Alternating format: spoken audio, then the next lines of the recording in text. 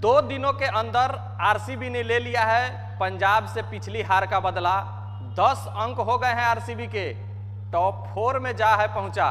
जी हां, royal challenger Bengaluru, Virat Kohli की team उधार नहीं रखती है किसी का ज्यादा दिन तक, कर्ज ज्यादा दिन तक अपने सर पे नहीं रखती है। शुक्रवार को मैच हुआ था, शनिवार को खत्म हुआ, शनिवार को आरसीबी हार गई थी और संडे को फिर मुकाबला जीत लिया है और कह दिया है पंजाब को टाटा बाय बाय। और जब मैच जीता है तो श्रेयस अय्यर को विराट कोहली ने दिखाया है। पिछला मैच में जो सेलिब्रेशन श्रेयस अय्यर का था उसका पूरा 2 कॉपी बदला लिया गया है विराट कोहली के द्वारा। और विराट कोहली की टीम और आरसीबी की टीम, घर में हम जीतेंगे नहीं और बाहर हम हारेंगे नहीं। 5 मुकाबले जीत गए हैं और पांचों के पांचों मुकाबले बेंगलुरु से बाहर में जीते हैं। बेंगलुरु में अभी तक एक भी मुकाबले नहीं जीते हैं, लेकिन रजत पाटीदार की कप्तानी में आरसीबी की टीम एकदम सही राह पर चल रही है। हालांकि पंजाब की टीम भी 10 अंक पर है, अब 5 टीम 10 अंक पर हो गई है। आरसीबी ऐसा लग रहा था कि थोड़ी सी पिछड़ रही है पिछला मुकाबला हारने के बाद, फिर फटाक से 5वां मुकाबला जीती है और पहुंच गई है 3रे नंबर में पॉइंट्स टेबल पर। अब टॉप 4 में जा पहुंची है और मात्र 3 मुकाबले जीतने हैं आरसीबी को और प्लेऑफ का रास्ता तय कर लेना है। विराट कोहली की शानदार इनिंग, 70 रन नॉट आउट। और विराट कोहली जब ग्राउंड पर होते हैं, पिच पर होते हैं, तो उनकी टीम लगभग नहीं हारती है, मुकाबला खत्म करके ही आती है।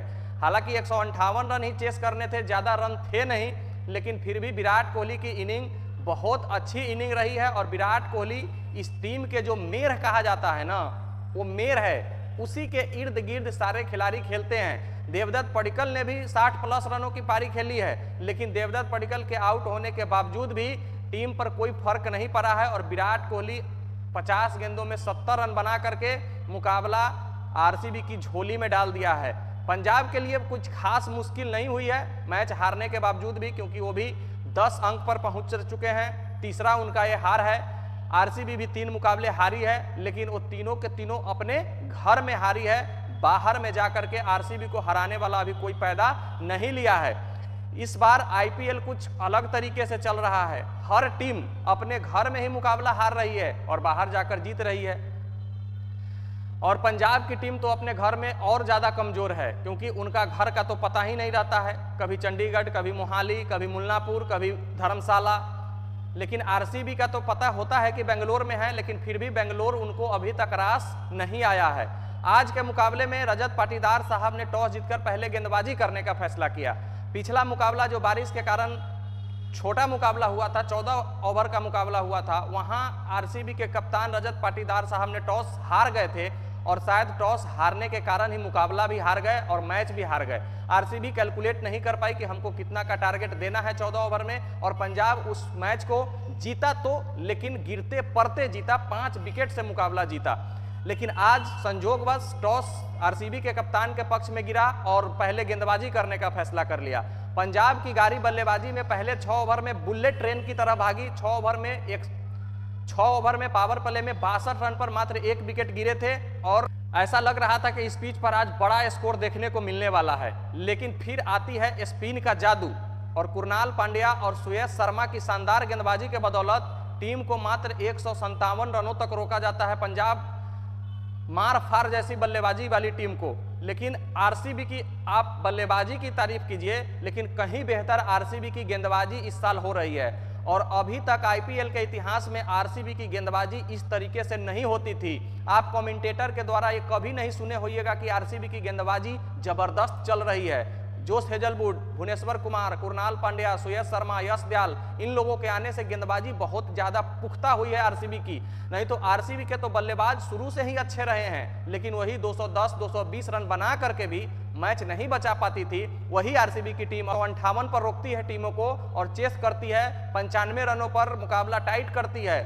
तो श्रेयस शर्मा और कुरनाल पांड्या के बदौलत टीम ज्यादा रन नहीं बना पाई पंजाब की, और अंतिम 5 ओवरों में एक भी बाउंड्री कंसीड नहीं किया गया, बशर्ते कि अंतिम बॉल पर एक छक्का मार्को जेंसन ने लगाया है। इसके अलावा कोई भी डबल डिजिट में ओवर तक नहीं गया है अंतिम 5 ओवरों में। सोच करके देखिए कितना अच्छा गेंदबाजी आरसीबी की तरफ से हुआ होगा। 158 का टारगेट मिला विराट कोहली और फिल सॉल्ट बल्लेबाजी करने आए। फिल सॉल्ट तो जानते ही हैं, अर्शदीप सिंह का शिकार है, चाहे वो इंटरनेशनल क्रिकेट हो चाहे फिर आईपीएल हो। पिछले मुकाबले में भी फिल सॉल्ट को 4 रनों पर आउट किए थे, इस मुकाबले में भी 1 रनों पर अर्शदीप सिंह सेम बॉल पर आउट करते हैं। लेकिन उसके बाद इंपैक्ट प्लेयर के रूप में आते हैं देवदत्त पडिक्कल साहब, और देवदत्त पडिक्कल साहब को पिछला मैच जो नहीं खिलाया गया था उनका पूरा गुस्सा आज के मैच में उन्होंने उतारा है, और लगातार हर ओवर में चौके छक्कों की बारिश करते हुए विराट कोहली के साथ पहले 50 जा रहा है, उसके बाद फिर चार्ज लेकर के 62 रनों की पारी खेल करके उन्होंने आउट हुआ है, जब तक मुकाबले एक तरफा कर चुके थे। ऐसा लग रहा था कि इस पिच पर बॉल थोड़ा सा रुक करके आ रही है जब बल्लेबाजी पंजाब की हो रही थी, लेकिन जैसे ही आरसीबी बल्लेबाजी करने आती है गेंदबाजों को ऐसा लगा है कोई मदद नहीं है, एकदम सपाट पिच है, ना स्पिनर को ना फास्टर को, और किसी भी गेंदबाजों के द्वारा पंजाब के तरफ से वो छाप नहीं छोड़ी गई है। और विराट कोहली और जितेश शर्मा 7 विकेटों से 18.5 ओवरों में इस मुकाबले को आसानी से चेस करके आरसीबी को कहा है कि हम प्ले ऑफ के दावेदार हैं, और 10 अंकों के साथ 3 नंबर पर पहुंच गई है। शशांक सिंह ने पंजाब के लिए अंतिम क्षण तक टिके तो थे, लेकिन कुछ खास नहीं कर पाए हैं। 31 रन बनाए हैं, 30 गेंदों का उन्होंने सामना किया है। लेकिन श्रेयस अय्यर जो कि कप्तान है पंजाब किंग्स के, चलते हैं तो चांद तक और नहीं तो रात तक, ये स्थिति है उनका। बल्लेबाजी बैटिंग लाइनअप तो लंबी है, लेकिन बल्लेबाजी उनका पिछले 3 मुकाबलों से चल नहीं रहा है। कलकत्ता के खिलाफ आपने देखा होगा 111 पर ऑल आउट हो गई थी टीमें, भले वो मुकाबला जीत लिया लेकिन बल्लेबाजी वहां भी नहीं चली थी। पिछले मुकाबले में निहाल बडेरा के बदौलत आपने 95 रन चेस करना था, 5 विकेट गिरा लिए थे, लेकिन निहाल बडेरा के बदौलत आपने मुकाबला जीता था। आज भी आपकी बल्लेबाजी बिल्कुल ही नहीं चल पाई है। चेन्नई सुपर किंग्स के खिलाफ भी आपकी बल्लेबाजी नहीं चली थी, बशर्ते एक प्रियांश आर्या के शतक को छोड़ दिया जाए तो पंजाब किंग्स इस टीम के साथ 10 अंक पर तो पहुंच गई है, लेकिन ट्रॉफी जीतने के लिए काफ़ी नहीं होने वाली है। ट्रॉफी जीतने वाली टीम ये नहीं देखती है कि हाँ हमारी बल्लेबाजी कमज़ोर है, हमारी गेंदबाजी कमज़ोर है। किसी भी पिच पर कभी भी आपको खेलना होता है। बाकी आप लोग कमेंट करके ज़रूर बताइएगा कि आरसीबी अब प्लेऑफ का रास्ता तय कर पाएगी या नहीं। मिलते हैं फिर नेक्स्ट वीडियो में, जब तक के लिए बेस्ट ऑफ लक, धन्यवाद, जय हिंद।